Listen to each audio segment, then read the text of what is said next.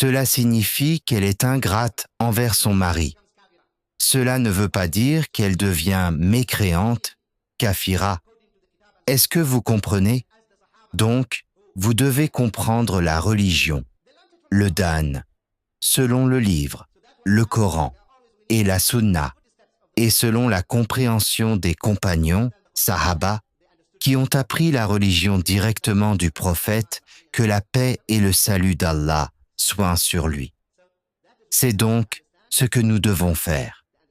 Nous devons toujours suivre les traces du prophète, que la paix et le salut d'Allah soient sur lui, et comprendre le Coran comme eux l'ont compris. Car vous ne pouvez pas comprendre la religion mieux qu'Abu Bakr, Umar, Uthman, Ali et Talha. Pouvons-nous? Subhanallah. Voilà ce que vous devez faire. Comprendre la religion selon l'explication du prophète, que la paix et le salut d'Allah soient sur lui, et aussi celle de ses élèves.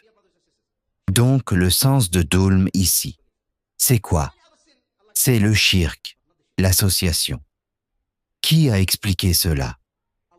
Le prophète, que la paix et le salut d'Allah soient bas sur lui. Et le Coran s'explique lui-même. La meilleure manière de comprendre les versets, ayat, c'est par le Coran lui-même, ou par la sunna du prophète, que la paix et le salut d'Allah soient sur lui, car elle explique le Coran. Ici, Allah exalté soit-il dit que ceux qui seront guidés, ceux qui seront sur le droit chemin, sont ceux qui n'ont pas commis de shirk. Car, mes chers frères et sœurs, le shirk est le seul péché qu'Allah ne pardonne pas. Tous les autres péchés peuvent être pardonnés par Allah, mais pas le shirk. Cela montre la valeur et le mérite du tawhid, l'unicité d'Allah. Et cela sera mentionné dans d'autres hadiths. Un homme aura 99 registres remplis de péchés. Puis il aura une petite carte sur laquelle est écrit la shahada, attestation de foi. L'homme dira, que peut faire cette carte? Ses péchés seront placés sur un plateau de la balance et la carte sur l'autre.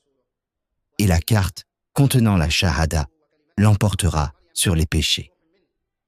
Allah lui pardonnera à cause de cette parole du tawhid. Qu'Allah nous fasse mourir sur la parole du tawhid. Amin. Et Inch'Allah, nous reprenons après la prière. Mes chers frères et sœurs, nous étions en train d'expliquer le chapitre 2 avant la pause pour la prière. Nous avons mentionné le sens de Dhulm. Quel est son sens? C'est le shirk. Très bien, continuons, Inch'Allah.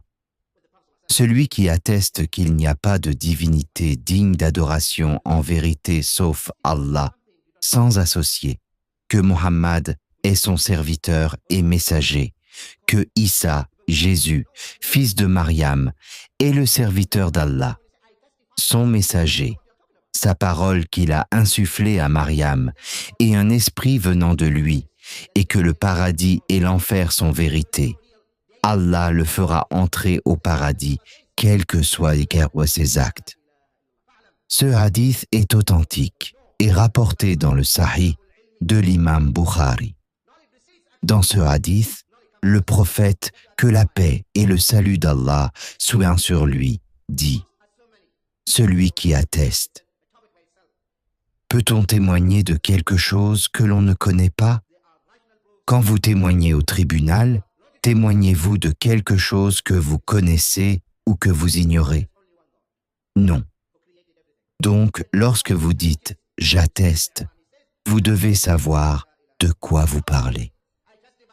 Attester qu'il n'y a pas de divinité en dehors d'Allah signifie que vous devez savoir réellement qu'il n'y a aucune divinité digne d'adoration sauf Allah.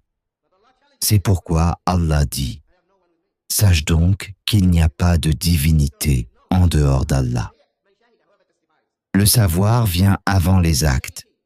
C'est pour cela que l'imam Bukhari a dit « La science précède la parole et l'action. Vous devez savoir ce que vous attestez. Oui, il n'y a qu'un seul Dieu. Les preuves sont nombreuses, mais ce n'est pas notre sujet ici. Il existe des preuves rationnelles, matérielles et logiques de l'existence d'Allah. Oui, il n'y a qu'un seul Dieu qui a créé toutes choses. Dans la sourate Al-Imran, Allah dit qu'il atteste lui-même qu'il n'y a pas d'autre divinité que lui. Il lance un défi. S'il y avait un autre Dieu, pourquoi ne se manifeste-t-il pas? Pourquoi ne dit-il pas « Moi aussi, je suis là ».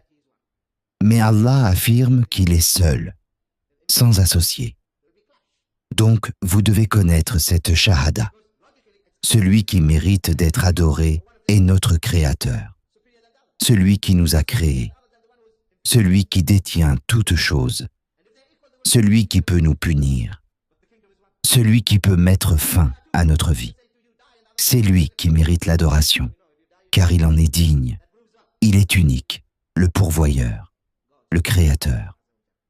Personne ne peut remplir ces critères, sauf Allah. Il est le Créateur, le souteneur, le pourvoyeur, l'omniscient. Tout est entre ses mains. Rien ne se produit dans son royaume sans sa permission.